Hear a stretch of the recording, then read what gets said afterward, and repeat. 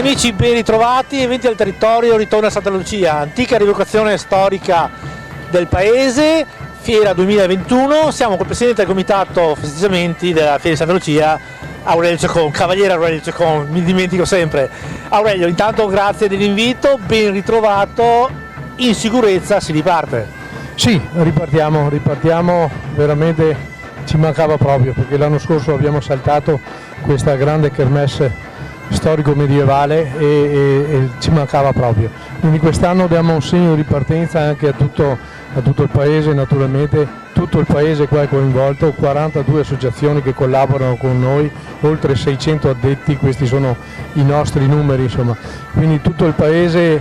Quando siamo prossimi alla rievocazione storica è sempre in trepidazione, il tempo tiene, non tiene, quest'anno penso che ci grazi almeno in questo, insomma, di avere un bel tempo per poter concludere questa manifestazione che ci teniamo moltissimo.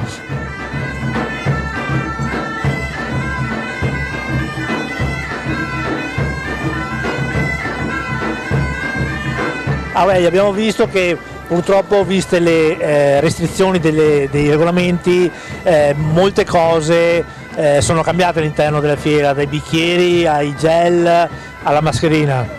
Ecco sì, abbiamo fatto fare un piano di sicurezza come da legge bisogna fare, quindi dobbiamo attenersi a questo piano di sicurezza. Alcune cose abbiamo dovuto tagliarle, tipo il corteo, tipo i bicchieri di coccio che lavavamo, e passando a un usa e getta. Abbiamo dato la preferenza a bicchieri di carta, non di plastica, per non inquinare l'ambiente, quindi naturalmente gel da tutte le parti, cartelli da tutte le parti, green pass, ci siamo adattati, certi spettacoli un po' ridotti, non di molto devo dire gli spettacoli, ma le mostre sì, le mostre le abbiamo ridotte all'interno negli spazi delle filande. Abbiamo una bella mostra all'esterno che parla di un orto medievale, quindi è visitabile all'esterno.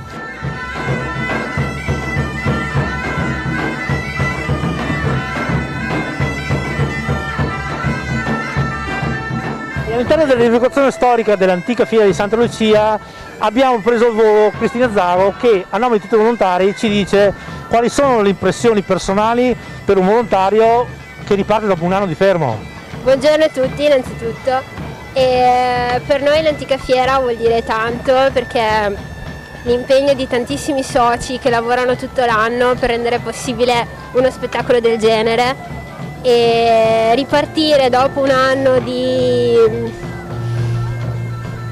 crisi anche per noi interiore eccetera, vuol dire tanto, vuol dire che siamo riusciti a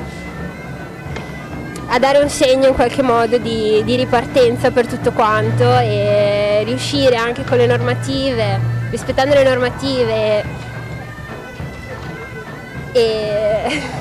non so, a ripartire e a dare un segnale a tutti. Dare un segnale che ce la stiamo facendo, possiamo quasi ritornare alla normalità, e quindi l'antica fiera è sempre grande e ce la fa sempre.